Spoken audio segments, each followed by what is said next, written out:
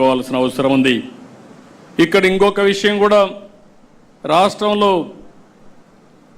గడిచిన ప్రభుత్వం తెచ్చినటువంటి బ్యాడ్ ఇమేజ్ అంతా కూడా క్లీన్ చేయాలంటే చాలా సమయం పడుతుంది. అయితే మన మీద ఒక నమ్మకం ఉంది, ఒక విశ్వాసం ఉంది, ఒకప్పుడు ట్రాక్ రికార్డు ఉంది. అందుకే ప్రజలు ముందుకొచ్చి పెట్టుబడులు పెట్టడానికి కూడా ఉత్సాహాన్ని చూపించారు. ఈరోజు మీరు చూస్తే గడిచిన 1 ఇయర్లో 9,34,000 కోట్ల రూపాయలు పెట్టుబడులు వచ్చాయి, ఒప్పందాలు చేశాం. దీనివల్ల 8,50,000 మందికి ఉద్యోగాలు వస్తాయి.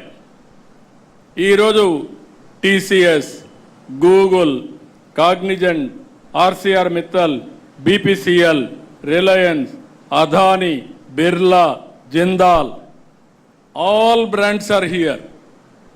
ఇంకా చిన్న చిన్న కంపెనీలు అన్నీ వచ్చాయి. ఆల్మోస్ట్ అన్ని కంపెనీలు వచ్చే పరిస్థితికి వచ్చింది. మనం కూడా ఒక ప్రణాళిక ప్రకారం వర్కౌట్ చేస్తున్నాం.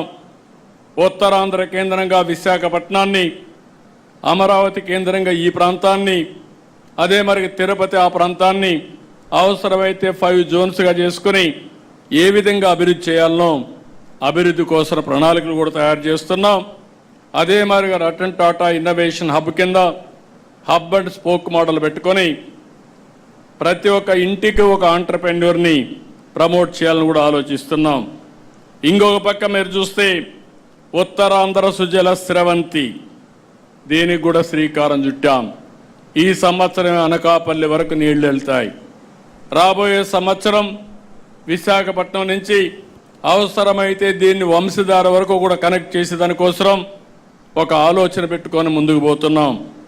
ఇంకొక పక్క ఎప్పుడూ పెట్టని విధంగా రాయలసీమలో అందరి నీవా పైన ఒక్క సంవత్సరం 3,873 కోట్ల రూపాయలు ఖర్చు పెట్టి పనులు పూర్తి చేసిన పార్టీ తెలుగుదేశం పార్టీ అని చెప్పి కూడా నేను మీకు తెలియజేస్తున్నా. ఇది మనం చెప్పకపోతే, పదే చెప్పకపోతే ప్రజలకు అర్థం కాదు. ఈ విషయం కూడా మీరు గుర్తుపెట్టుకోవాలి. ఇంకో పక్క రాయలసీమలో aerospace, defence, automobile, electronics, food processing పరిశ్రమలు తీసుకొస్తున్నాం.